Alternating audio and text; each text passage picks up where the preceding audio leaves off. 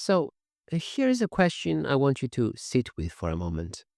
When does a bit become real? Not a bit on a hard drive, not a bit somebody already built for you. I mean, the very first moment a piece of a system stops being something you describe as a bit and starts being something that behaves like one. I want you to come away from this feeling like you could have drawn that line yourself. To get there, let me hand you something concrete to play with. Picture four states. We will write them as 00, 01, 10, and 11. These four cards are the only thing we're going to work with for the whole video, so get comfy with them. Now, I want you to do something with me. Color any two of these cards blue and the other two amber. Then make a simple rule. Call blue 0 and call amber 1. That is it. You have just split four states into two groups of two, and you have stuck a 0 on one group and a 1 on the other. Well, congratulations, you have created a binary label. But notice the question lurking underneath. Have you discovered a bit? You might think the question is silly. That, of course, you have. Well, good, hold on to that, because watch what happens now. You could recolor those same four cards a different way, and then another way, and another. Every one of these colorings looks exactly like 0 and 1 on paper. They're all equally balanced, two cards each. On paper, they are indistinguishable. And yet, if you let the system actually evolve in time, something interesting happens. Some of these colorings may fall apart almost immediately. And one of them may keep quietly predicting its own future.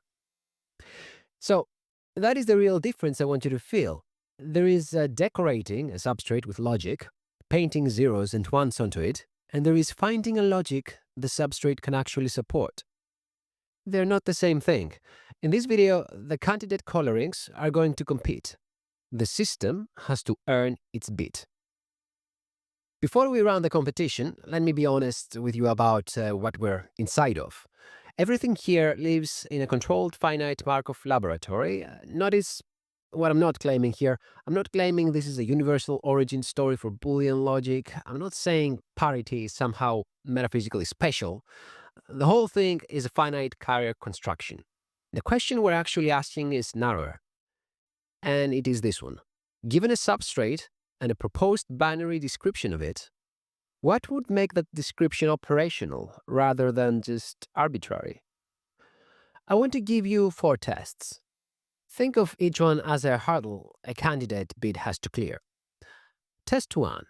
Package. The rule has to group many lower-level states into just two reusable classes.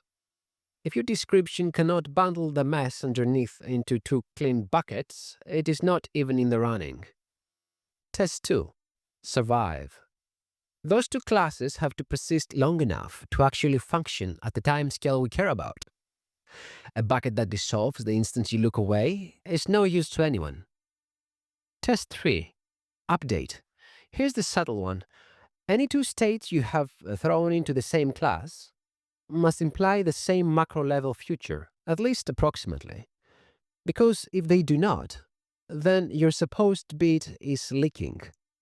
It still secretly needs the lower-level information you thought you had erased. And test 4. Pass the audit. The result has to survive controls. It has to expose its own error and its own information loss, and it has to earn an explicit status.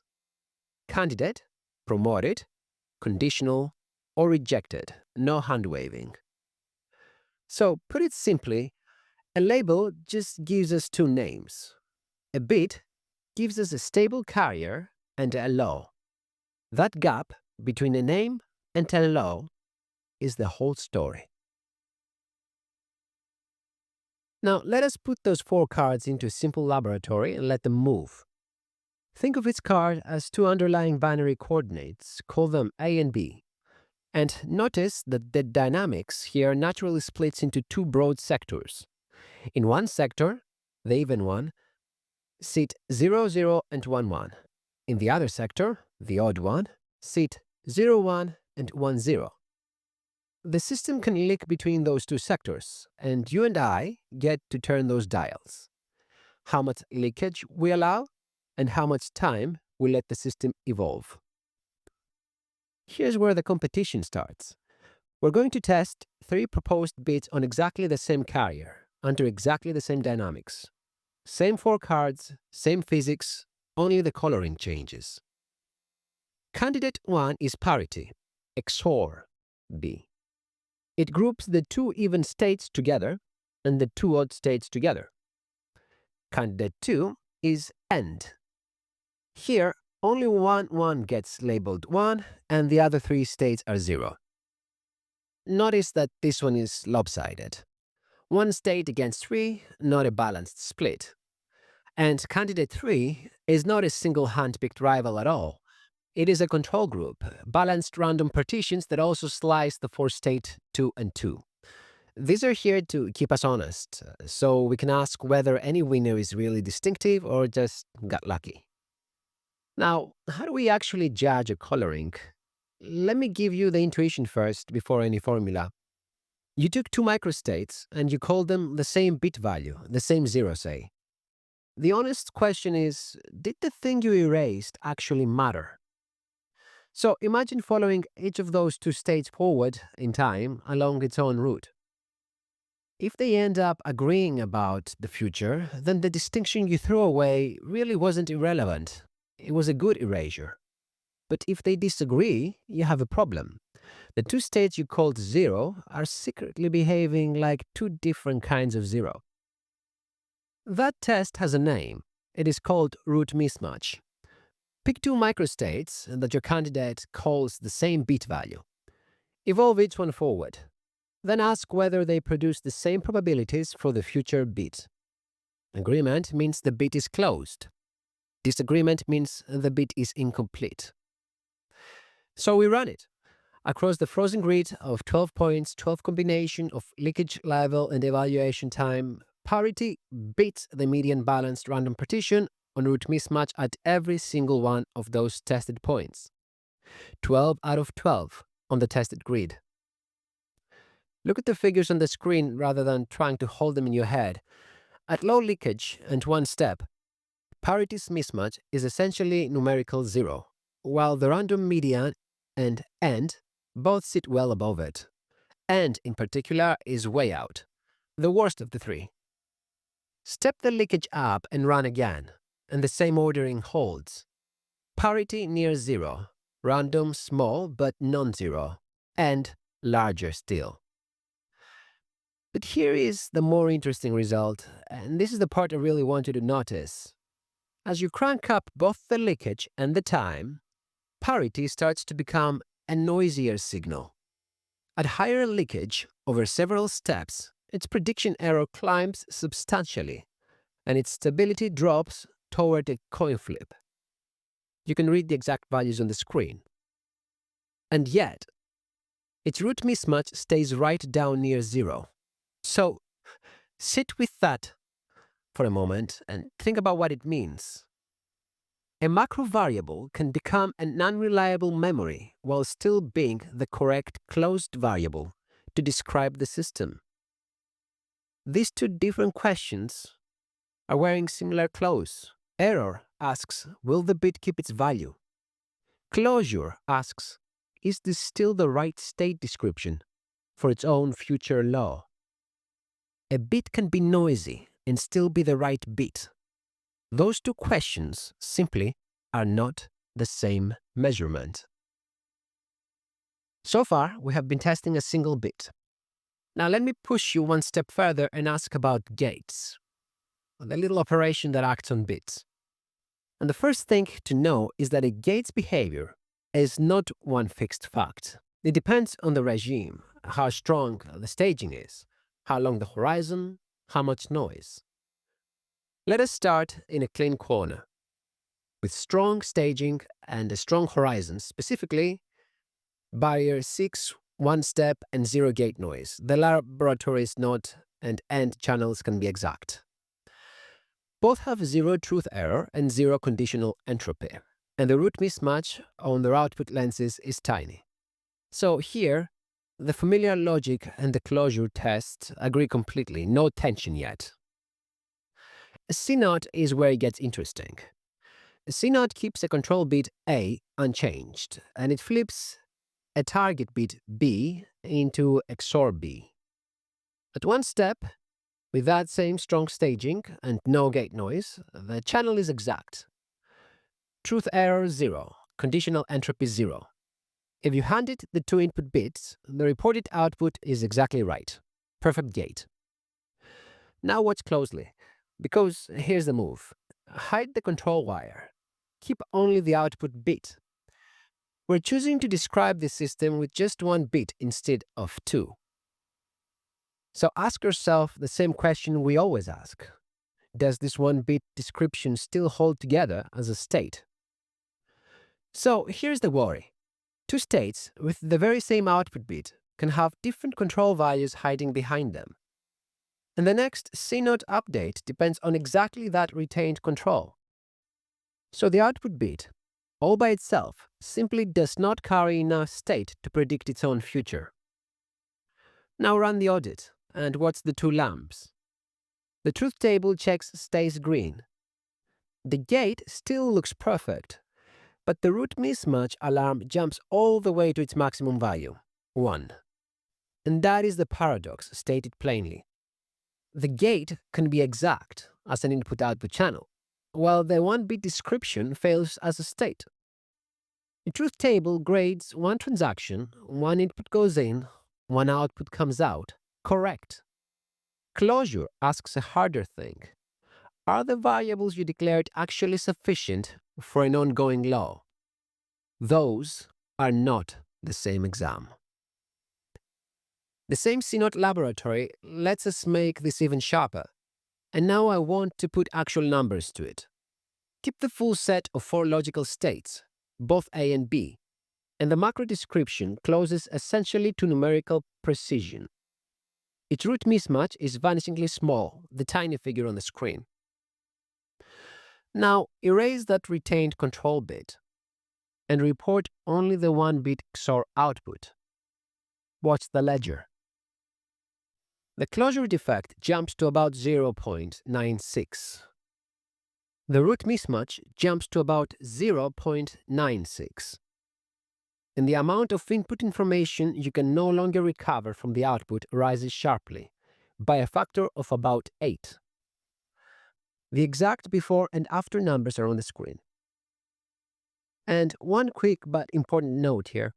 That lost information is a channel information measure, counted in bits. It is not an energy bill. We're talking about what the description can still tell you, not about heat. But now, notice what did not change. The conditional output entropy stays at the same value in both views, retained and erased, the figure shown on the screen. So you cannot explain away what just happened by saying we added some extra local noise. We did not. The local uncertainty held perfectly steady. What we changed was what counts as the state itself. So, the retained 2-bit packets supports a reversible operator. The erased 1-bit report is a many-to-one summary with completely different closure properties. Packaging is not cosmetic bookkeeping. It decides the very object the law is supposed to live on. So far, you and I picked the candidates and then tested them, which raises a fair question. Can the procedure run the other way? Could the dynamics hand us the bit without us naming it first?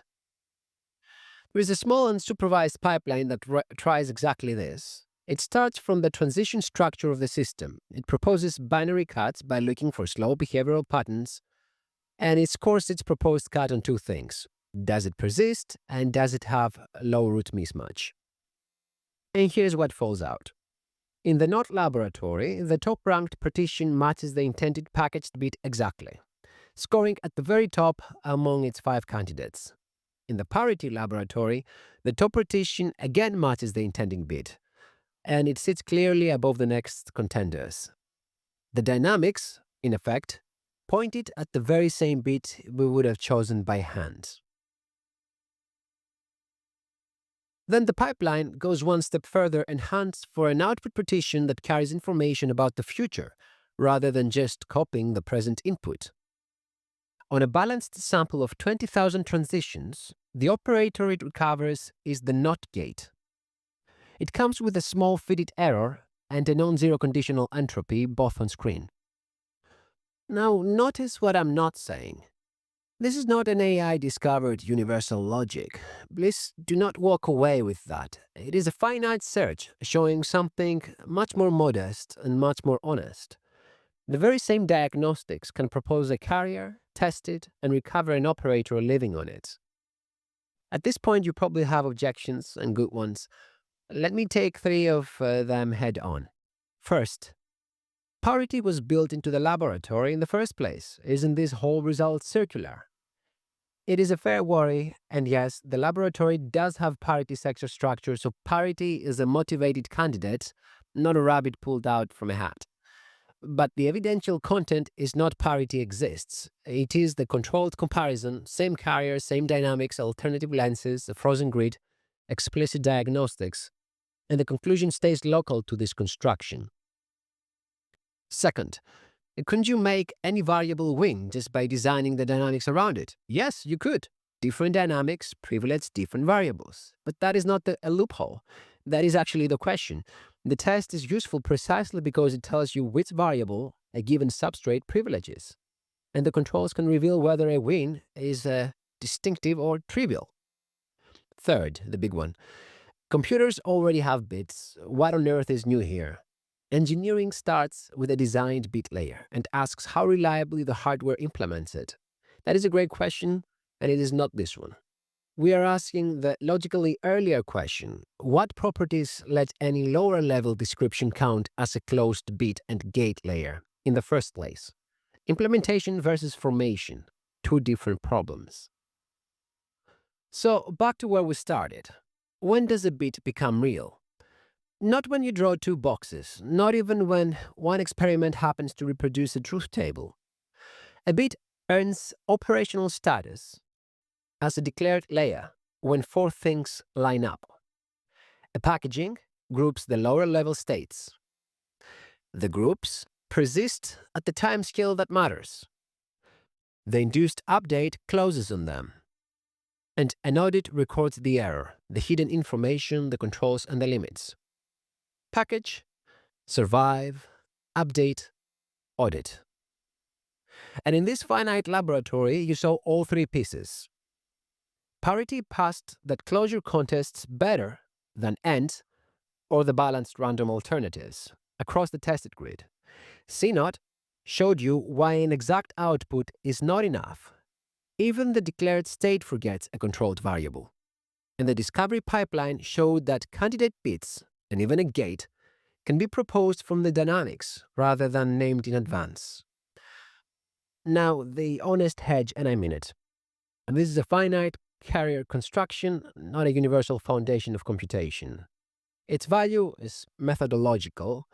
And what I find quietly satisfying in this picture it leaves us with is that logic is not whatever symbols we manage to paint onto a system. It is the lawful predictive structure a substrate can actually stabilize and support. A bit can become a new object because the packaging adds that structure, which opens the door. Next time, we will ask whether repeated human interaction can do something analogous and give birth to an institution. Same audit questions asked for a very different system, and we will do it without ever pretending that a city and a circuit are the same physical thing. That is not the point.